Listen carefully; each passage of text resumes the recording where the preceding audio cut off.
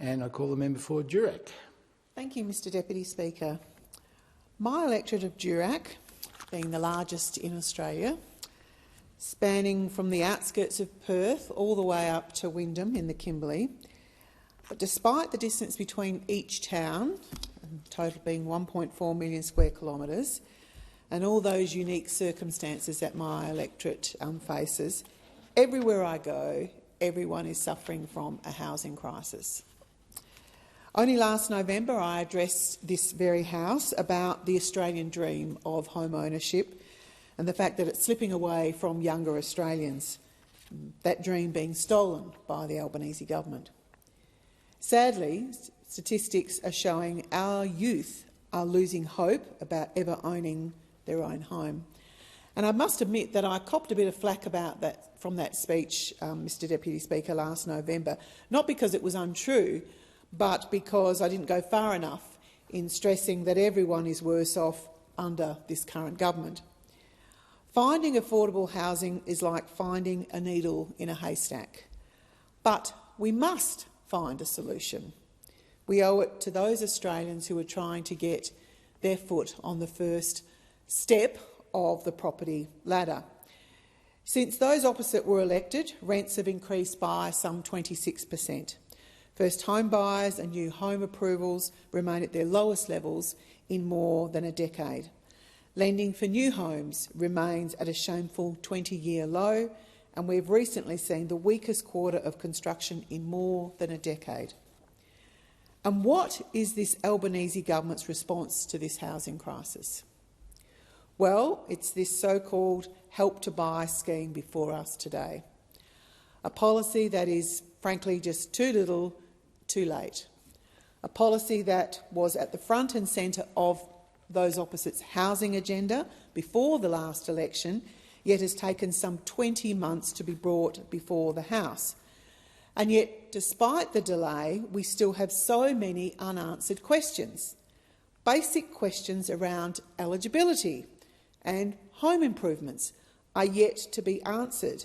Honestly, they've had plenty of time to sort this out, Mr Deputy Speaker. It's unclear whether this Help to Buy bill will instead force people to sell. Now, we know this government's not big on aspiration, but what happens once you earn over $90,000, being the threshold for an individual, or the $120,000 threshold for a couple? Will you be forced to sell your home? Your dream home? And the reality is, Mr Deputy Speaker, that Australians don't want to share ownership in their home with the government. And we know this because shared equity schemes already exist across multiple jurisdictions in this country, and they're simply not being taken up.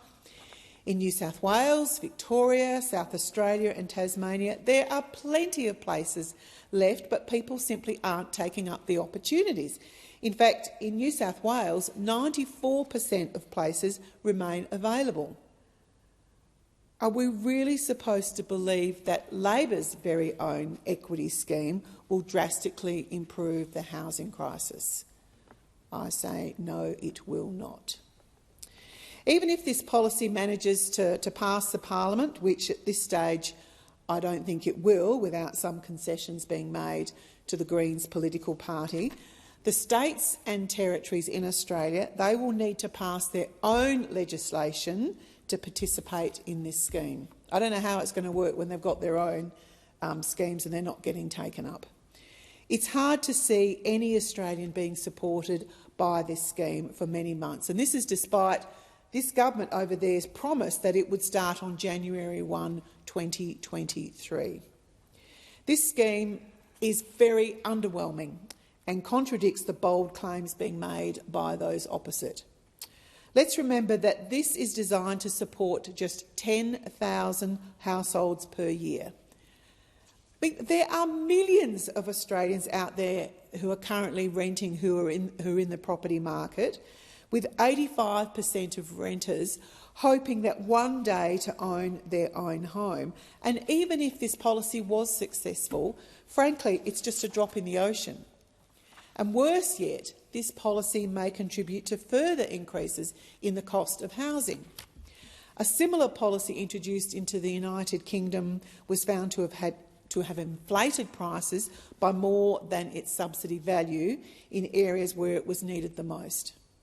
So the solution from this government is a plan to legislate more inflationary pressures into the housing market. Honestly, it's just nuts. There has been a lot of talk from the Albanese government about boosting supply of homes. Their target of 1.2 million new homes over the next 5 years already now appears to be another broken promise. The Housing Industry Association has predicted that Labor will fall at least 200,000 homes short of this target. If the new home builds continue at the current rate, Labor will be lucky to even get to 800,000 homes. And my electorate isn't just stuck with this hapless government over here opposite, they're also stuck with the incompetent WA Labor Government, who are falling in their responsibility to supply social housing in Western Australia. There are significant wait times for social housing right now, right across Durack. In the Midwest and Gascoyne region, there is an average time wait of 133 weeks, 139 weeks in the Pilbara, 154 weeks in the East Kimberley, and a whopping 226 weeks in the West Kimberley. So while the state government brags about delivering surpluses, some of the most vulnerable people in my electorate are left waiting for years simply to get a roof over their head. They are failing to roll out the regional modular build program quick enough, and the spot purchase program has contributed next to nothing to the number of social housing units in regional Western Australia. Frankly, it's remarkable that between June 2017 and July 2023, the number of social homes fell, despite WA's resident population increasing by over 200,000 people. The residential construction industry in WA is also going through significant turmoil, with at least 23 residential builders going into liquidation only last financial year. Dwelling approvals remain very low by historical standards, and the WA government is sitting on land that regional councils are hoping to have unlocked to house essential workers. Some towns literally have not one vacant home available and are unable to grow.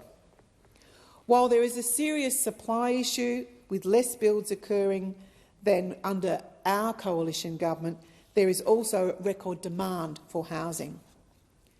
Under Labor, we've seen the highest immigration numbers in our nation's history.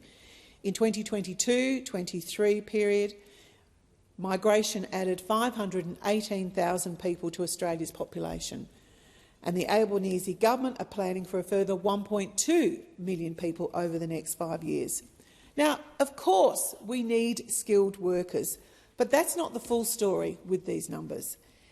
In the 2022-23 period, 283,000 of these arrivals were international students.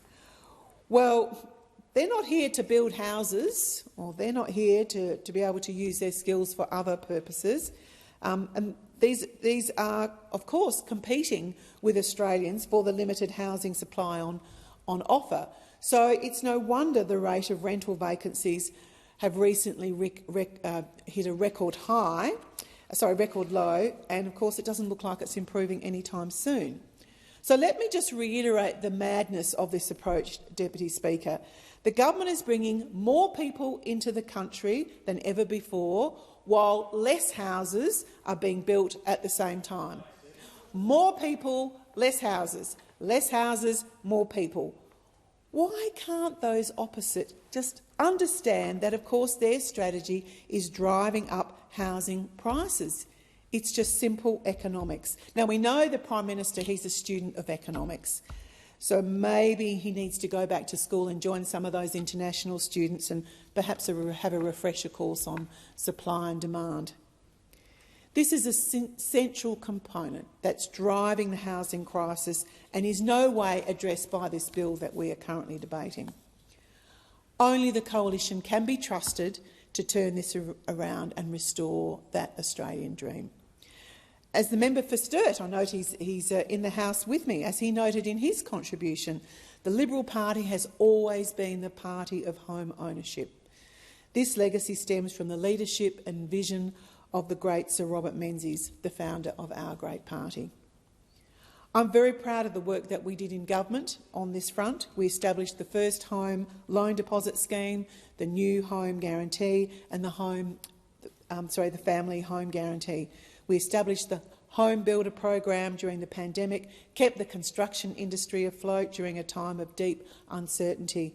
During our last 3 years in government, the Coalition housing policies assisted more than 300,000 Australians purchase their own homes. Under our government, the number of first-home buyers reached their highest level in nearly 15 years, and in our last full financial year in government, that number was close to 180,000. When we came to government in 2013, that number sat at just 100,000. Our commitment to home ownership, to that Australian dream, continues, and we will take to the next election a strategy to support Australians to purchase their own home, to reinstate the Australian dream of home ownership. This will include a sensible approach to immigration, as we need to get that balance right. I think all Australians understand that. We will do what this government has failed to do in reducing the cost of living. After all, how can a family possibly save for a home when they're living from paycheck to paycheck? It's just simply not sustainable. We're also committed to introducing the Super Home Buyer Scheme. This scheme will allow first-home buyers to invest up to 40% of their superannuation, up to a maximum of $50,000, to help with the purchase of their first home. This strategy will do far more to assist Australians into the housing market than the approach set out by those opposite. I believe housing will be front of mind as we head towards the next election, and Australians will be able to reflect on the terrible record of those opposite.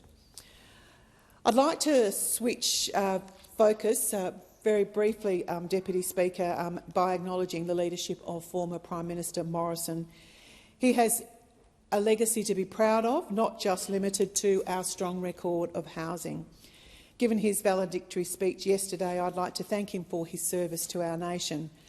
As Prime Minister Scott Morrison, the ex-member for Cook, arguably faced the most difficult circumstances facing a Prime Minister since the Second World War, with the emergence of the COVID-19 pandemic. I was very proud to serve in his cabinet, and I want to thank him for his support and his encouragement. I'd like to thank him for his leadership, and I'd like to also just wish him and his family all the very best for the future.